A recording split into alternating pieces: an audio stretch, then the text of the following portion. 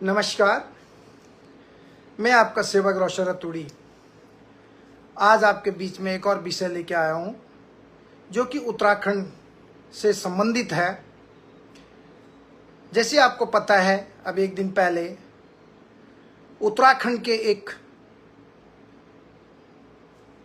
युवा रोहित नेगी, जो कि विधानसभा सहसपुर के अंतर्गत भावाला तिलवाड़ी गांव के रहने वाले, जिनकी माँ अभी 32 साल उम्र और अपने घर के वो इकलौते लड़के, एकदम इकलौते। इनकी एक छोटी बहन है। इनके पिता श्री ऋषिराज नेगी जी, जिनके पैर पे चोट लगने के कारण बेड रेस्ट थे, और ये किसी युवती के बताया जा रहा है कि युवती के कारण हुआ, लेकिन कुछ चीजें गलत दिखाई जा रही हैं। और मैं यही कहूंगा कि आए दिन हमारे उत्तराखंड में गुंडे, बदमाश, माफिया, गैंग, सोचिए आप, एक इकलौता बेटा, उसकी मां पे क्या बीत रही होगी, उसके पिता पर क्या बीत रही होगी, उसकी छोटी बहन, इकलौता लड़का घर में कमाने वाला, जो तिलवाड़ी गांव से आता है। तिलवाड़ी ग्राम सभा यानी भावाला, प्रेमनगर से आगे मांडूवाला, जहां पे तिब्बत कॉलोनी है, मांडूवाला चौक पे एक सोचिए, ताबड़तोड़ इसके सामने दो लोग थे। आता है अजहर मोहम्मद अजहर, और इस पर ताबड़तोड़ गोलियां चलाता है। आप सोचिए, खुले आम, मतलब कैसे वो निकल भी गया, उत्तराखंड से वो निकल भी गया, उत्तर प्रदेश का बताया जाता है। आप सोचिए, कुछ दिन पहले एक मुस्लिम लड़की, शायद ये जानते थे रोहित नेगी, और मोहम्मद अजहर ने कुछ बोला था उसको, कुछ तेज तर्रार कुछ शब्दों में कुछ गलत सलत बोला। उस लड़की ने फिर रोहित नेगी से संपर्क किया, तो रोहित नेगी ने उसको बोला, भाई ऐसे क्यों कर रहा है, क्यों इस लड़की को सता रहा है, इस तरीके की बातें हुई। बाद में जो है गुस्से में आके अजहर ने जो है ये दुश्मनी निकाली, और दुश्मनी के चक्कर में एक परिवार का, एक माँ का, एक पिता का जवान बेटा, जिसकी अभी कुछ दिन पहले कुछ शादी की बात भी चल रही थी, उसकी शादी करने की, आज वो दुनिया से चला गया बेचारा। लेकिन सवाल ये है कि अभी तक वो गुंडा जिहादी मोहम्मद अजहर खुले में घूम रहा है, खुले में घूम रहा है। अगर प्रशासन चाहे तो 24 घंटे के अंदर गुंडों को पकड़ सकता है। मेरा सवाल ये है, लोग इसको फिर गलत लेंगे, बीजेपी की सरकार है, यानी हमारे बड़े भाई धामी जी की सरकार है, उत्तर प्रदेश में भी हमारे आदरणीय पूजनीय योगी जी की सरकार है, सेंटर में भी हमारे मोदी जी की सरकार है, फिर भी आप इन गुंडों को नहीं पकड़ पा रहे, जो आपके कार्यकर्ता हैं, जो आपके लिए जान देते हैं, जो आपके लिए काम करते हैं। कम से कम इसको तो पकड़िए। अगर आप वीआईपीओ को नहीं पकड़ पा रहे तो इनको तो पकड़िए कम से कम। क्या कसूर है रोहित नेगी का? क्या क्या उसने कोई गलत काम किया? वो क्या टेररिस्ट था?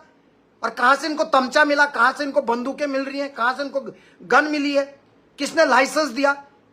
आप पकड़िए इसको, पकड़िए ऐसे जिहादी हैं। ये कहां से, कोई ऐसा तो नहीं है कोई पाकिस्तान से आया हुआ है, कहीं ऐसा तो नहीं है रोहिंग्या बांग्लादेशी, जो म्यांमार के रोहिंग्या बांग्लादेशी हैं, बहुत डेंजर होते हैं ये किसी पर दया नहीं करते, ये सीधा गोली मारते हैं। एक होते बांग्लादेशी, एक होते रोहिंग्या बांग्लादेशी, और रोहिंग्या बांग्लादेशी बहुत खतरनाक होते हैं। आपने सुना होगा ना, म्यांमार में जहां पे लोग फिरौती के लिए लोगों को उठा उठा के लेके जाते हैं थाईलैंड के रास्ते से, म्यांवाड़ी, आपको पता है स्कैम कंपनी चाइनीज की, वहां कितने सारे लोग मिले हुए हैं, आप जानते हैं, एक इस तरीके का।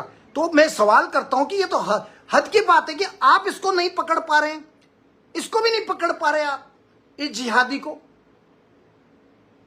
ये क्यों पसंद? इसीलिए बड़े बड़े सवाल खड़े होते हैं पुलिस प्रशासन पे और शासन व्यवस्था पर। सवाल जायज बनता है।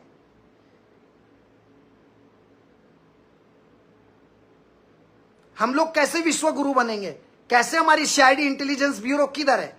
आप जब बॉर्डर से क्रॉस कर रहे, जिस दिन इसने गोलियां चलाई उसी दिन पुलिस प्रशासन को, और जो सचिव है और गृह राज्य मंत्री, तुरंत जो एक पब्लिश कर देना चाहिए कि इस नाम का व्यक्ति है, और इसको नाकेबंदी कर देनी चाहिए।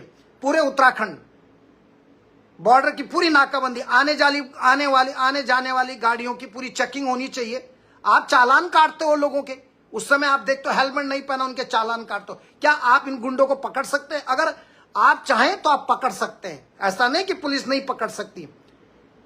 पुलिस चाहे, अगर पुलिस को खुली छूट दी जाए तो पुलिस अपना काम ईमानदारी से कर सकती है। आपके खुद जो ये व्यक्ति पुराना मंडल अध्यक्ष रहा है युवा का, रोहित नेगी, जब आप इनके हथियारों को, सरकार आपकी है, सब कुछ आपका है, आपकी पार्टी का कार्यकर्ता आप लोगों के लिए जान निछावर करते, आपके लिए झंडे उठाते, आप लोगों के लिए नारे लगाते, आप लोगों को सपोर्ट करते, और इन्हीं लोगों को जैसे जब आप सरकार में बैठते हैं तो आपका कर्तव्य बनता है कम से कम अपनी दिखाइए ना छवि कि यस हम लोग हैं, किसी के साथ अन्याय नहीं होने देंगे। पकड़ के लाए जिहादी को, क्या बीत रही उसके घर में आप सोचिए। 2 दिन हो चुके हैं और अभी तक वो गुंडा जिहादी मोहम्मद अजहर उर्फ त्यागी खुले में घूम रहा है, खुले में घूम रहा है।